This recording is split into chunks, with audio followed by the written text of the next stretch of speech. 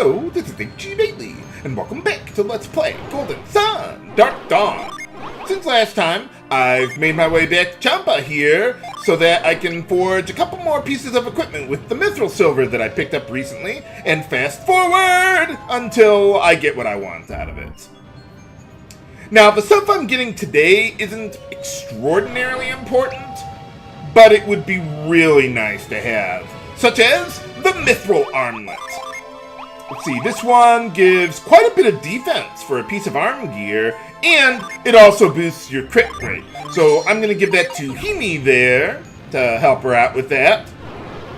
And, oh wait, no, I don't want to do that yet. I need to save before I risk a piece of Mythril silver there, and then try again. Okay, let's go for equipment number 2. And now I do have 3 pieces of Mythril silver there, but I won one of those as like an ultra rare drop from someone, so I'm not going to take advantage of the 3rd one. But if you got it, hey, go nuts. But as long as I get the Mythril clothes out of the 2nd one, that's all I really care about. Just like the armlet there, it's got really good defense and a crit boost on it. Now, I'm giving that to Eoleo at this point, but I want to save the storm gear for later. Normally, I'd give the storm gear to Karis, because the ninja garb is getting pretty weak at this point in the game. But in the next dungeon I'm going to head to, one of the enemies there is really fast, and I need Karis to be able to keep up with them without using a Zal ring. I want her to be slower than everyone else in my party, so she can use Lull, but not so slow that she can't deal with one of the faster enemies coming up here. Alright, ahead on your left, we got Yamata City.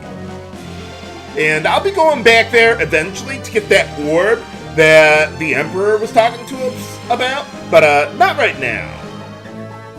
I want to go get the Umbra gear, or at least most of the Umbra gear first, so that way, well, I could actually use it. Whereas the orb we can't really use until we get all the Umbra gear anyway, so yeah, no reason to go for that until now. Well, not today, but you know what I mean. Okay, so, dungeon number 2, just like the Snowdrift Shrine, just use a search synergy, and we can get inside. So yeah, I brought Himi into my party to work on the Clozos Distaff Weapon Mastery. And let's see, in here, we got a current that would be really, really hard to swim against. So you want to try to avoid that as much as possible. Although I do like how they have a little outdoor section there, just for a few seconds. We need more outdoor sections in dungeons, or more significant ones. Like they did that in Final Fantasy IV with the waterway and all that. But here, we get the Umbra Cloak without fighting a single enemy. Yeah, that was pretty easy, but it does have very good defense and elemental resistances for Sveta, so we'll give that to her. And fight a new enemy. Okay, Weird Nymph. These ones are weak to Jupiter, and those are the really fast enemies. You probably need to have like an agility of 300 or something to guarantee staying ahead of them. Let's see, these guys can also put you to sleep. So make sure you disable them, either skipping their turns with Lull or using Ivy to get the job done there. And as far as these enemies go, they don't have a whole lot of HP, but I used Kite on Himi anyway, just in case, I don't know, maybe she missed or something like that. They also do give pretty good experience. Not incredible experience, but better than the other enemies we've ran into recently. But I'd still rather use these for weapon mastery. Okay, so you want to kind of go between the rocks to get over there. I don't think I can I almost said hook shot, but no, that wouldn't be right. I don't think I could have gripped onto that pillar there from below because the rocks are in the way. So you have to go to the right, then go back over to the left, and then we can come up here. It does seem rather odd that they put this stuff not, like, further up in the dungeon instead of after we got what we really came for, but okay. So, we got another Mimic, just like all the other ones. It is weak to Mars. And this one, let's see, has, I think, about 1100 HP, 1138 HP, there we go. So yeah, just make sure the Mimic isn't going to be doing anything. And let's see, I think I can get in one more hit for Eoleo and Himi, and then I'll have Himi finish off the Mimic with Mars Genie on her second turn. So that way I can get the weapon mastery and the Djinn kill there, because Matthew's a little faster than Himi. So she wouldn't have been able to get in that extra hit there. Alright, we got up to, well, we got an apple from the Mimic there. So let's give that one to Matthew. And we also got up to level 39 for Himi, which is pretty critical, because that's where she learns her tier 2 dragon spell. It deals an obscene amount of damage. And, okay, we're almost done with the Herculean axe, but not quite there yet. And yeah, just like all RPGs, you got a waterfall. That means there's going to be a cave behind it with either a treasure, or in this case, a genie that reduces the damage you'll take for the current round. Now, you could use retreat to get out of here, but you don't want to do that in this dungeon because remember, we went outside in the middle there, so retreat would take you over there. So instead, let's actually just walk out the way we came. And then, let's see. Okay, I want to go southwest to the cave over there. And let's see, there is another one that's a little closer to us. That's right by Tanfan to the west there. However, I want to save that one for last because it's right next to the endless wall there, so we might as well get it while we're in the area. Alright, and after that battle, let's see, we mastered the Herculean axe for Eoleo there. So now I want to bring Tyrell into the party since he's not as, well, he has less experience than Eoleo, so he's a little further behind there. So let's get all that good stuff to him. And yeah, I'll just leave the synergy items on Eoleo since he's going to be in the reserves anyway. So then I don't have to worry about how much synergy he's got in the active party. Although I very rarely use synergy with Eoleo, but it's available. Okay, so yeah, get things squared away there. And yeah, I think we're good now. Also, with Himi, let's see. Ooh, we're getting there. Usually I don't finish off the Clover staff for a little longer, but, well, I planned things out a little better than I did in my second test run of the game, so that, whoa, no, I don't want to go down there. Remember that spot for later. For now, let's keep on going down here, and, well, it might look like a relatively small island, but the path where we can go or explore is in a swirl, so it'll take a little while to get to that creamy center. As we fight another new enemy, let's see, Goblord. Those guys are weak to Jupiter, and that's about it. Nothing really special about them, but Himi's the only one who I have weapon mastery to develop at the moment, so yeah, might as well use Kite on her, get in hits a little quicker there. And also so I don't have to wait multiple rounds to have one character develop their weapon mastery.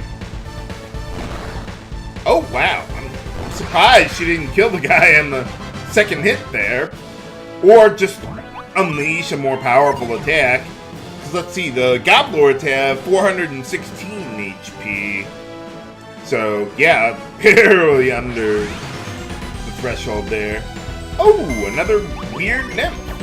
Not really sure what makes them weird, but okay. I don't even think I need to use Kite. One hit, that'll get the job done. They do not have a lot of HP. They just have a lot of agility, which doesn't really do you, or, well, it doesn't really do them much good. But alright, let's keep moving along on the perimeter. Yeah, this part kind of reminds me of the outdoor section of, or the overworld section of Talon Peak there. At least with the color scheme and everything. And let's see, is it like a volcano we got going on here? Well, it's a burning island, so yeah, close enough. And watch this. Whee! I like that little animation there. It's just real simple, but it's a nice way of getting around places like that. Now that we've gotten more experience at using synergy and all that. And let's see, Jester's Armlet, I really don't care for that. I think it's weaker than what I've got right now, so yeah, no point in worrying about that. But what I do want to do is go over here, and yeah, we got to use the thermal synergy in order to move around in this dungeon, and then moves a pillar around here. Kind of reminds me of the Phantasmal Bog section where we had to do something like that in order to, well, get to where we want to go. Then just drop back down, and let's see, we could go to the middle pillar of fire there, but I don't want to do that just yet. Let's power up this one, or whatever we do to that thing. Have I seen something like that before? Probably just misremembering. But you notice on the right there, there's Genie, and I want to capture it. So in order to do that, you need to have that pillar of fire ready to go.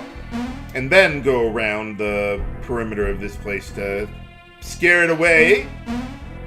Apparently, Mars Djinn can walk on lava. Wish I could do that, but I can't. Not in this game. We need more video games where you can walk on lava. And let's see, I'll pick up that Genie in a little bit, but I need to do one more, well, a couple other things before getting over there.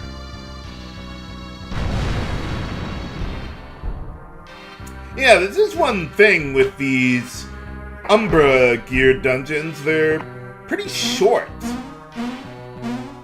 But there's a whole bunch of them, too. I think that's something that they tried to do in general with the game, is make more of the dungeon, make more dungeons, but make them shorter there. But here we get the Umbra Knuckles. It's a big upgrade there for Sveta, and let's see. Yeah, look at that attack power boost. And she's already got some pretty good weapon mastery going towards it. I do want to bring her into her party to work on that eventually, but I want to finish up my business here first, and then I'll bring her in. Yeah, I guess with the Lost Age, I would guess they got a bunch of complaints about, like, Ayers Rock or something. That was a huge dungeon. I loved it myself. I would rather have fewer but longer dungeons, but, well, they got some pretty long dungeons in this game too, so works out either way. Now, I need to bring in some Mercury Djinn because, well, we're gonna have a fight on our hands, and I want to make sure I get the experience that I can out of it. Against the Mars Genie. Let's see, this one has 949 HP. And let's see, the only person I really want to do any attacking is Himi. I could probably get in at least 3, maybe 4 hits out of Himi, depending on how many crits she gets. But we'll see how it works. And let's see, I could use Rhyme to disable the Mars Genie, but no, I don't think that'll be necessary. Let's just get in our 2 hits and see where we stand after that.